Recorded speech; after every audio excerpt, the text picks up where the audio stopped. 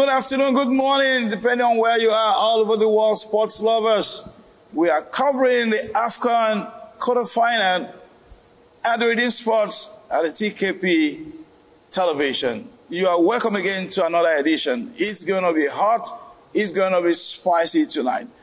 You're welcome to the show. I'm not alone here. I'm your host, Tunde Badru. That's not changing anytime soon. And I'm here with my regular co-host. Tumeji Oladele. It's hot today. It's getting hot, spicy hot. Seriously. I mean, 16 countries are back home, Tumeji. Only 8. And of the 16 that are back home, the top 5 rated African soccer players are home. Morocco is home. Senegal is home. Yeah. Egypt is home. Algeria is home. Tunisia is home. We're left with only 8. What's going on, Dimeji? Honestly, I don't know. No one ever expected this. We knew that it was going to be very, very entertaining. We knew that this will be one of the best, if not the best, AFCON thus far. But to have the 5 top FIFA-rated countries leave, it's amazing. It can only get better. Absolutely. Well, we're not alone in the studio. This time around, we've got 2 ladies at once. The last episode, we got a lady, this time 2. Yes, and the 2 of them are great fans of their nations. And first is Lillian Akwe. You met her the last time. Nice to have you. Thanks for having me. Come here, lady. Glad to be here, sir. And by the way, they met Celeste the last time as a fan. You know that lady you saw the other time? It was a handful. Who was a handful and routing for our nation.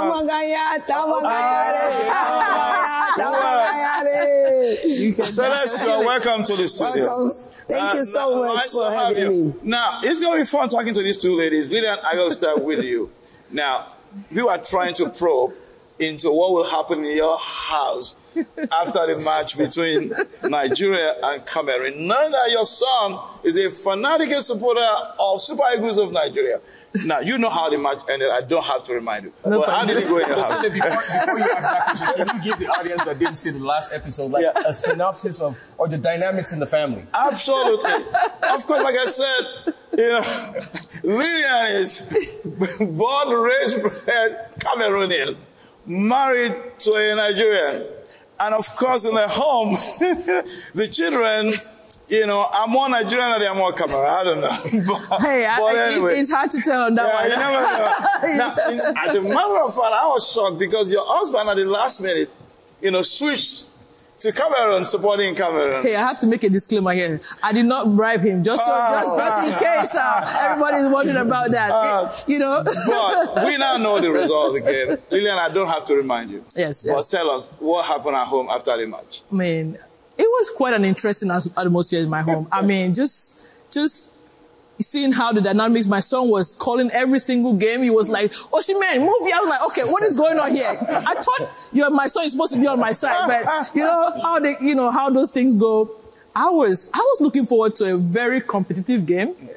To be honest, I wasn't happy with the Cameroonian performance. I must admit here. Okay. I was looking forward to it to go to the wire. Putting up, some great performance. But I would have to give it up, to the Super Eagles. Amazing. They did a fantastic job. Shout out to the Super Eagles.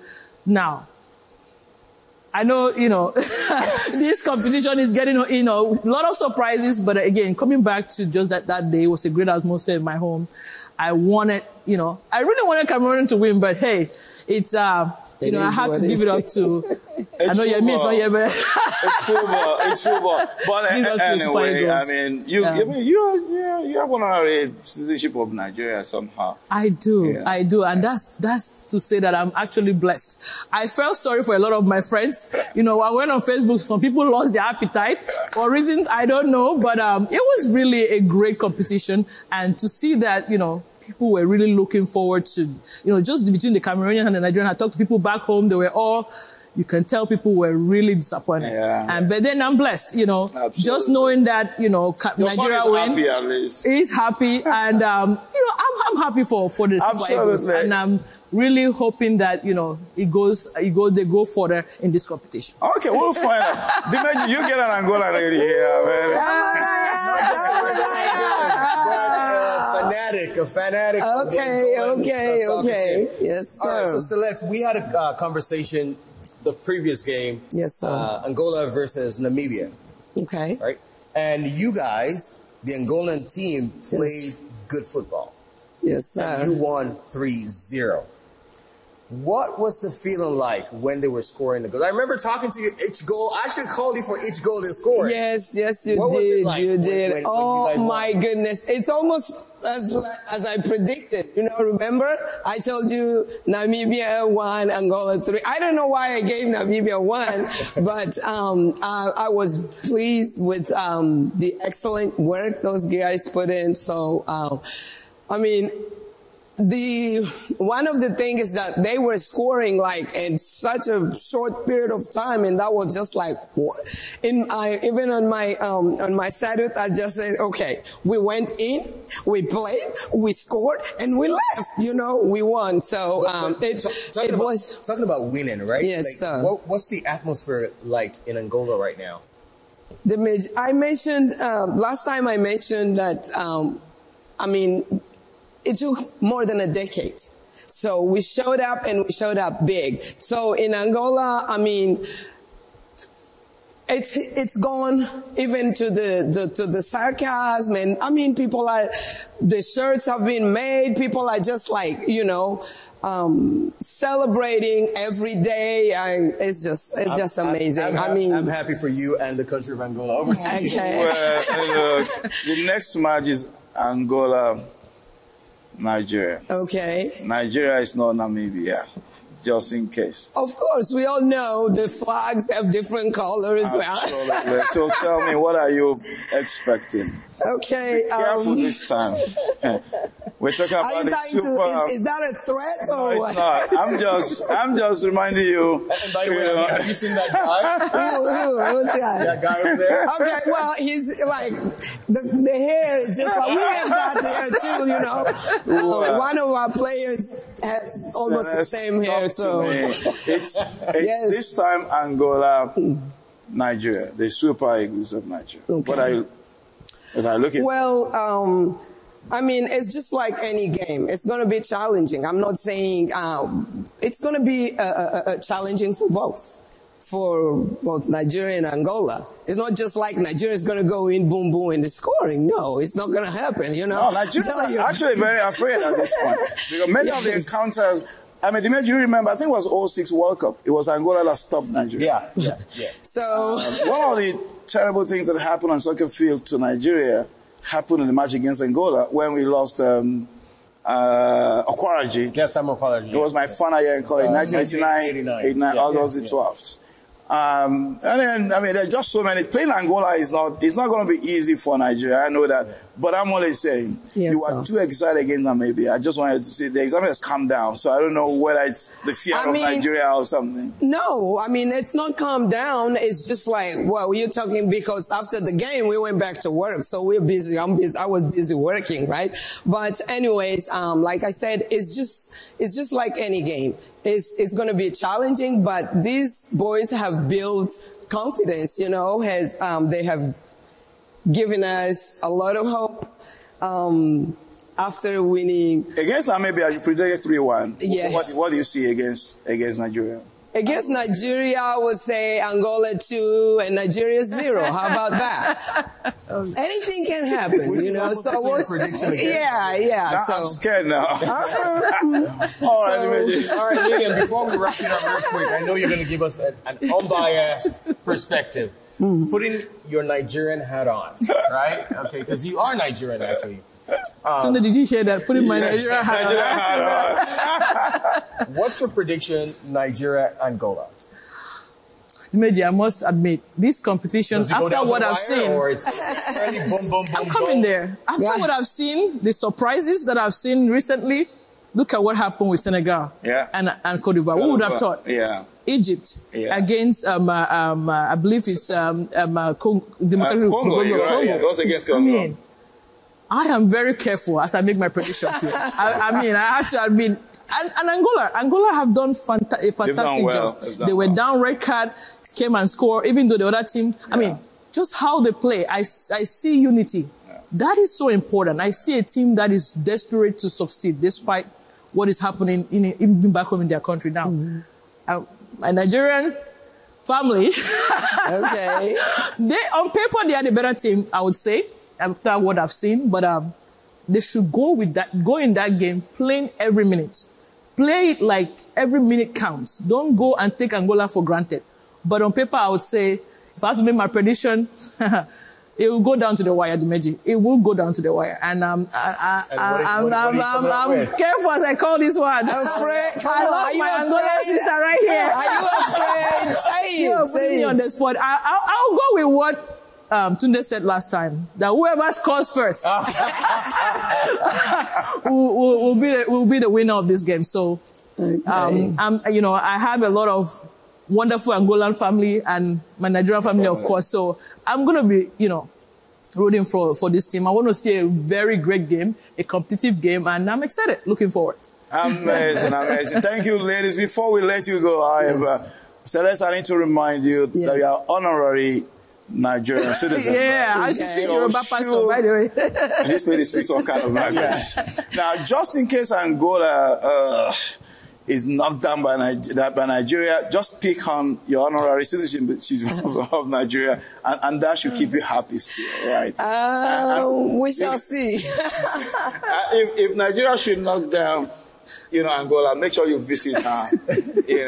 I will. And if it's the other way around, I'm sure you have enough energy to say sorry to your Nigerian What friend. did I do? I mean, I'm just here, I've not hurt Nigeria. All right, Fias, thank you very much. It's been great and fun talking to these ladies. I mean, we're going to take a short break right now. We're going to come back, and then we'll have, two new guests who will be diving straight into the analysis of the 4 quarterfinal matches. Go nowhere, because we're going to be back just in a minute. Thank you very much, ladies, and looking forward to welcoming to the studio once again. Thank you. Thank you for having us. Thank you. We appreciate it. At RCCG, the Kings Palace, Katy, Texas, we're committed to bring a positive change to our community and the world at large. We are transforming the nations. We are world changers. In this season, we're equipping our members with powerful technology tools to strengthen engagement and accessibility to the church. Introducing the RCCG, the Kings Palace mobile app, powered by ChurchPad. This mobile app addresses the core and expanding needs of our church, with a wide array of unique but connected features. With the mobile app, you get access to an interactive and completely personalized experience. Reserve your seat for in-person service, live streams, videos, and sermons. One-time or reoccurring giving options, view giving history, and download your contribution statements with a single click. Self-check-in and access to other amazing resources. With this revolutionary app, you can stay connected to RCCG, the Kings Palace, participate in live events, give, and more. You can also receive alerts on important updates. The RCCG, the Kings Palace mobile app is called RCCGTKP. It is available for free download in the Google Play Store and App Store. Download the app today. Welcome back, viewers. Thank you for joining the coverage of AFCON 2023, playing in 2024 in the nation of Côte d'Ivoire in Africa. It's been great. It's been fun. We just finished talking to some 2 wonderful ladies, and it was really, really hilarious. You're welcome. Sit tight, go nowhere, because we are diving straight into the analysis of the quarterfinal matches. Dimeji, that was hilarious, talking to Celeste and Lillian. Man, both of them are a handful. Just looking at the dynamics between both of them, their passion for the sport, their passion for the country. Amazing. I think it's going to be awesome watching the next round. Absolutely. Well, we're not having studio joining us, the usual, the veterans. I mean, they've been here many, many times since AFCON started. To my immediate right is Yemi Ajayi, the fanatical supporter of the Super Eagles of Nigeria. You're welcome again. Thank you very much for having me. Thank you. And of course, to the far left is Tunde. Thank you. You're welcome to the studio. Thank you. All right. So let's get to it. I mean, Tunde, let me start with you. Look, I mean, the top 5 ranked soccer nations in Africa are back home. Talking about Morocco, number 1, Senegal, number 2, Egypt, Tunisia, Algeria, they're all back home. And the giant killers in Congo, Guinea, South Africa, Cape Verde, they are in. What kind of quarterfinals are we going to see? Is it the one where the giant killers will continue to kill the giants, or the giants will rise up and stop the killers? What are you looking forward to seeing at the quarterfinal? Well, for me, it's simple. It's going to be really tough.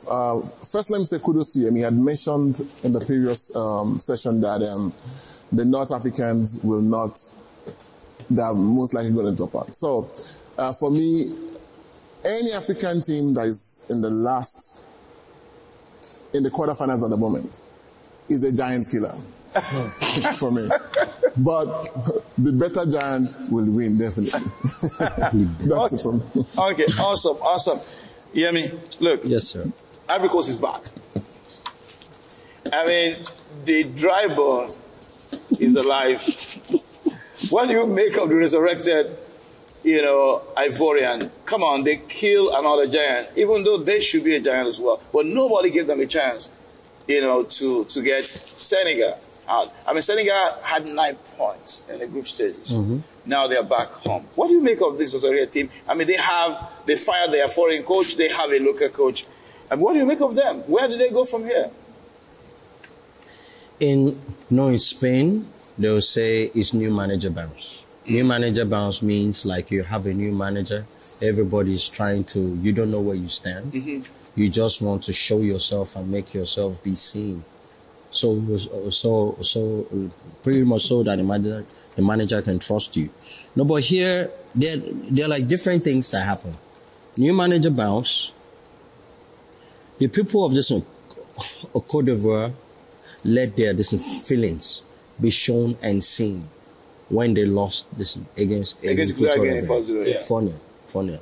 There was riots on the streets. The press went at the players and they were totally destroyed. So now, because they had this chance to play this game, things had to change. They had to come out. No, but we have to look at what the new coach did. Sat some players. Kessie sat. The same guy that sat was and the same guy that came, scored the penalty to level the game and scored the same penalty to win. True. No, but he made some few tweaks into the lineup that we might talk about later. No, but listen, Côte d'Ivoire is here to stay, man. Okay, we'll see. They're here to stay. So Yemi, you're saying Côte d'Ivoire is here to stay? Yes. All right. So no, it's Mali versus Ivory Coast. Côte d'Ivoire on Saturday, which is tomorrow. Mm-hmm. Mali has been fantastic in this tournament, and Ivory Coast is back with a famous victory against the highly rated Senegal. Now, what kind of match are you expecting to see between these two francophone African giants? The great thing about this match is they both speak French. At least some part of them speak French. What that comes, most of the French teams, they are known for one thing: physicality and directness. We will see a lot of fouls. We will see a lot of this physicality, but like a whole lot of this chess games. I think matchup-wise, Côte d'Ivoire is good for Mali. We are going to see some explosive, direct football. Wingers will be used, midfield will be crowded, kicks here and there. It will be a very, very good match. And then one thing that Côte d'Ivoire don't want to do is allow Mali move the ball around and pass the ball around. If they do that, Côte d'Ivoire may not stand any chance. But Mali's stress right now is scoring goals. They've created a lot of chances. They can't score. Côte d'Ivoire, on the other hand, they're scoring goals, but they're leaking goals. So now, this will make for a very, very good matchup. Yeah, awesome. Yeah. But Côte d'Ivoire has been very slow in scoring, though. Yes, they have been slow in scoring, but look at what has just happened. That win just galvanized that whole country and that whole team. I promise you, when they play Mali, they're not playing Mali just by 11 players. The whole country is strictly behind the team. And the team knows if they beat Mali, they stand a great chance of going to the final. I'll hold you to your words, Yemi. Thank you very much. So now, South Africa moved the mountain in the famous victory against, the African #1 rated country, which is Morocco. A lot of people were shocked. I was shocked. I guess you probably were shocked as well. Now, the quarterfinal against Cape Verde, the giant killer. With the confidence built, from this last victory, shouldn't we expect South Africa to stop Cape Verde and end the killings of these giants finally? Well, like Lillian said in the last session, she said it's even very hard to predict now because the way AFCON has gone this year, it's pretty hard. But I see Cape Verde still topping South Africa in this, even though it's going to be a really tough game. The both teams they really don't have all the big names, but they play good football. I mean, Cape Verde, they've been the underdogs. Yeah. I mean, no one. I bet you a lot of people did not even know that country existed at all. Yeah, but people were probably just finding out there's a country named Cape Verde because of AFCON. That's a surprise team, I must tell you. I see them doing something to South Africa in this. Wow, that's going to be shocking. Tony, over to you. Yeah, I mean, look, you were perhaps one of the greatest supporters of Equatorial Guinea, and I was as well. I mean, beating the host 4-0 wasn't something simple. But then on Sunday, they lost, to Guinea. I mean, that was almost unbelievable, but it happened. Now, DR Congo, beat Egypt also. Now, you can easily say the match between DR Congo, and Guinea is a match of two giant killers. They have given poison to giants. They kill giants, and that's how they survive. So now when two giant killers meet, what do you expect in the match between DR Congo and Guinea? Well, they say when two elephants fight, the grass tends to. But for me, it's looking like Guinea's game. I'm not sure. To be honest, it's really so hard. This AFCON, I've never ever have been watching AFCON, but this is completely different. So it's even hard to say, but it's looking like Guinea's game to me. Angola has been making a lot of noise in social media. I don't know if you've heard, but I mean, they've gone everywhere, screaming and shouting, we're going to emulate Nigeria. I mean, of course, they beat Namibia 3-0. So, I mean, you should give them some room to want to boast. Mm-hmm.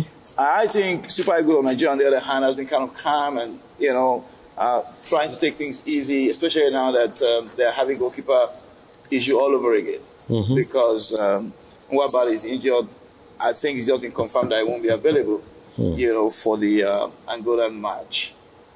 Is it empty noise from Angola? Should Nigeria take the noise seriously, or what are we to see in Nigeria-Angola match? It's the first match in the quarterfinal round. To date, that would be a very, very great match for us to play. If Nigeria takes them for granted, we will lose badly. We saw a team down one man beat the mess out of Namibia. Yeah. You look at Angola play, you're looking at the national team that looks like Man City with the way they move the ball. They move the ball very, very well with confidence. Everybody there on that team is technically gifted. I'll tell you guys something. Their coach, Pedro moved from Portugal to Angola in 2015. He's been living in Angola since 2015. He was the coach of the under-17. He was the coach of the under-21. He's now the coach of the national team. 6 players that played the under-17 are in this present team. He's a disciplinarian and he's very tactical. That guy has kicked out 2 players from that national team because they didn't abide by his rules and standards. If you watch the way they play really well. Technically gifted, and they play with composure with a smile on their face. They are playing with cash money because nobody expected them to be where they are right now. No, but they are the surprise team of this season, tactically sound. If Nigeria don't get their act together, we will be destroyed by this team. The only way that we stand a chance is we don't let them move that ball around and pass the ball around. We have to be physical with them. We have to be physical with them, kick them if we need to, and just maximize our chances. Thank you. Wow. Okay. All right, Tony Alimero. Jose Peseiro was highly criticized in the earlier stages of this tournament.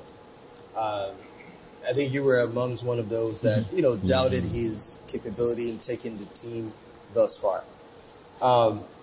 Now confidence has been built amongst the Nigerian fans, the players, and possibly the coach. What do you think he's doing right? If at all he's doing anything right. Is it him or it's the players? And what are you expecting him to do against Angola?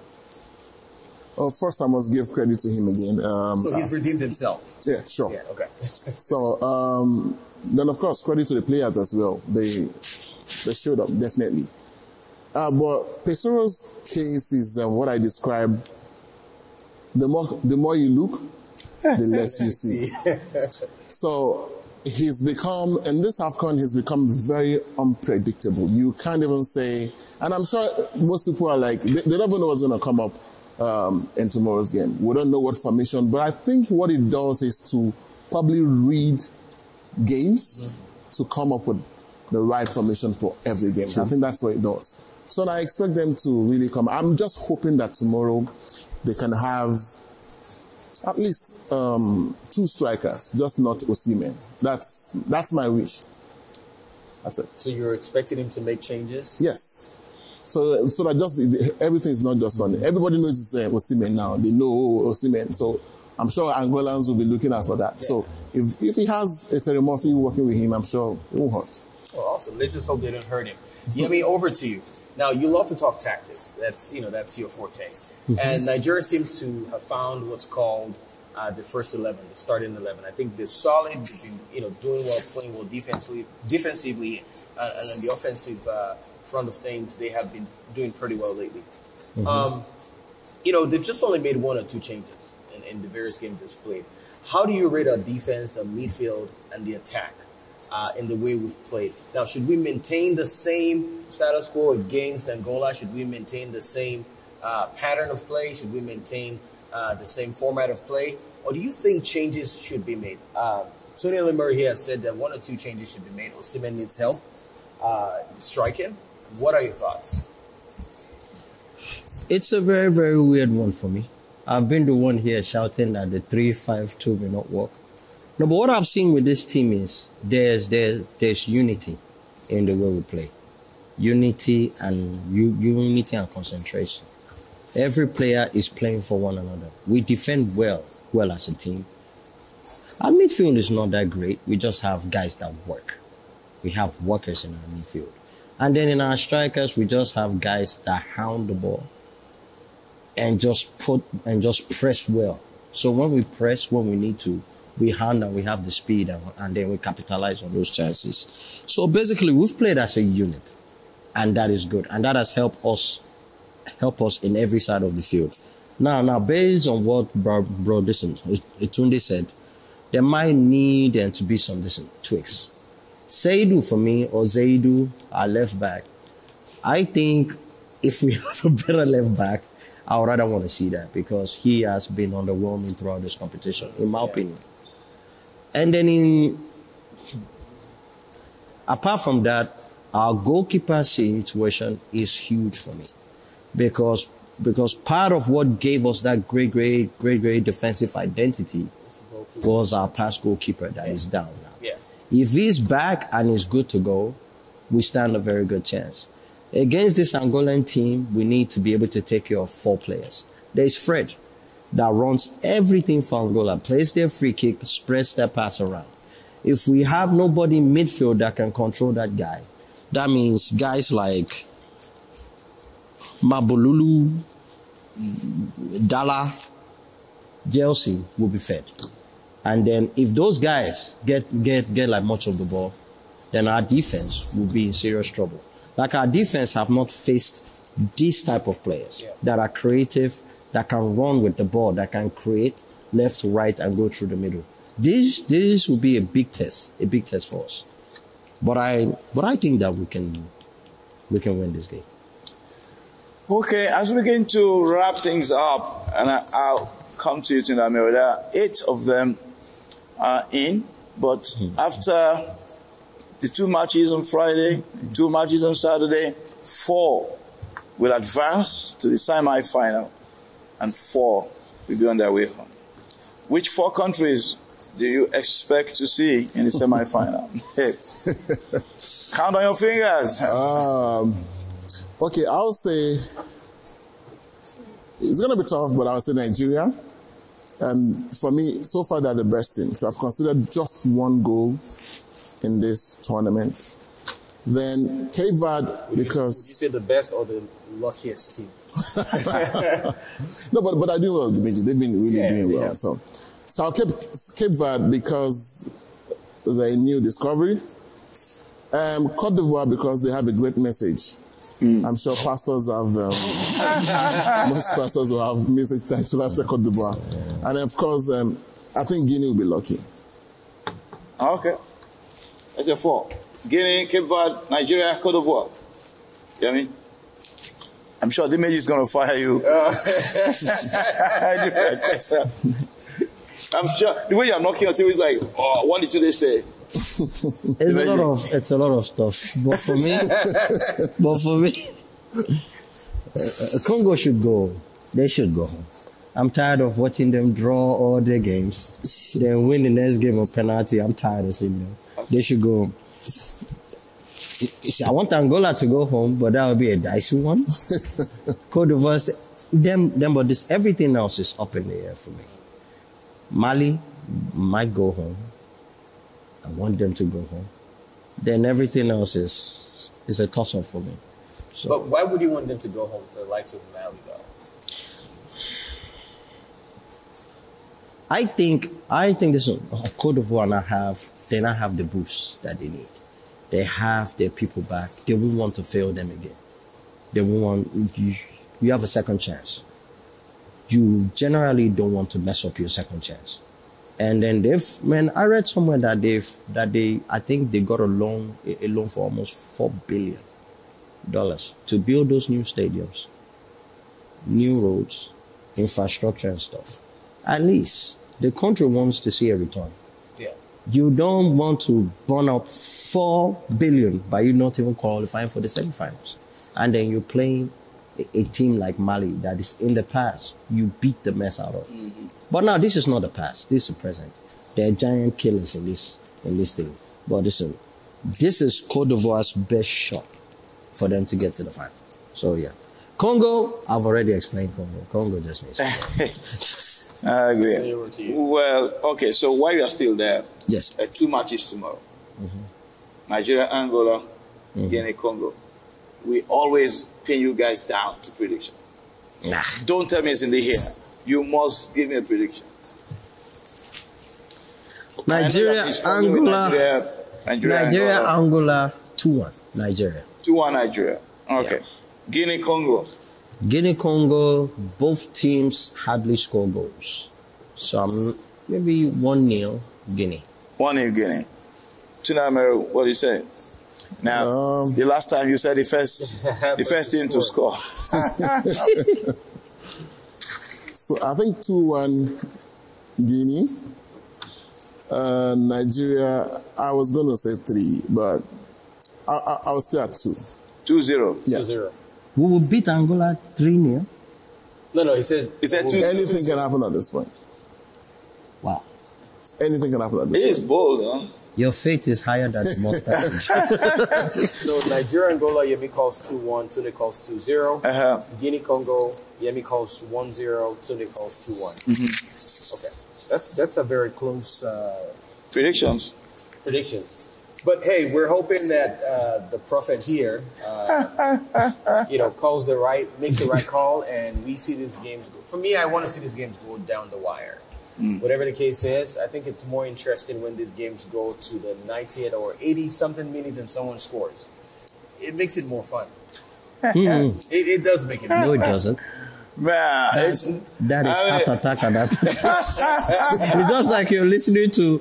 Remember when we're back home in Africa, like some people say, and then you listen to the commentator on radio, and you'll be hearing, "It's a chance for Nigeria!" But the ball is already in midfield, and so you're about to give people some heart attack. But man, it will be a very, very tough, good game, though. So, give me a tune. It's been an honor. It's been a pleasure. Having this analysis with you guys as usual. Again, we hope the best team wins. May the best team win. That's what we pray. Now, today, again, my favorite section. You are a coach, a father to many, friend to many, a life coach. For me, I think what's interesting here is to see how people prepare for the opportunity that they have. Each team will prepare differently. Some of them will go back and spend a lot more time on video. Some of them will change tactics.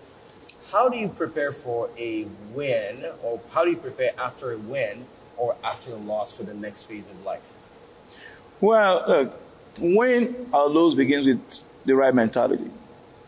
You know, if you think you are going to lose, you are likely going to lose. You know, in spite of your challenges and limitations, if somehow you can sum up enough courage to get the mentality of the winners, then you're on your way winning. But as I always love to say, every team needs an ally. You know, now make no mistakes at all. You know, in this game, I've seen better teams losing. Yeah. You know, I've seen people hitting the upright twice. Just 1 inch will have been in. So at the end of the day, I think it begins with that mentality. You know, that look, I can do this. You know, I'm not a loser. I'm a winner. But like I always love to say, whether you win or lose depends on the ally working for you. If Christ is in your boat, when they toss the coin, if it's head, you win. If it's tail, you win. It's not head lose, tail lose, or head win. No. If you have him in your team, whether it's head or tail, you win. Well, it begins with that mentality. If you go out thinking that you will lose, then you will lose. If you go out believing that you can win, then you will win. But make sure you keep Jesus on your team. If the Lord and Savior is the winner, if he's in your team, it doesn't matter where the toss lands, you win still.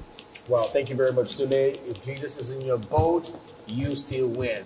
There's no losing when you are with Jesus. Tunde Lemuru, thank you very much. Thank you, Yemi Ajayi, thank you so much. Thank you very much for having me. Sports at the King's Palace TV. We're watching AFCON 2023, played in 2024. We have tons of games coming up tomorrow, especially we're having Nigeria, Angola, and Guinea, Congo. We want you to stay with us. Please like and share. Subscribe to this channel and any other social media platform you're watching on. We want you to spread the word. Like Tunde has said, you know, if Jesus is in your boat, either way, you still win. You win. There's no losing with him. So why not get on the winning team? Why not get on the winning side? Thank you very much for joining us here at the Redeemed Sport of the King's Palace TV. You have a wonderful one. Absolutely. Thank you. And see you soon. Thank you. Thank you.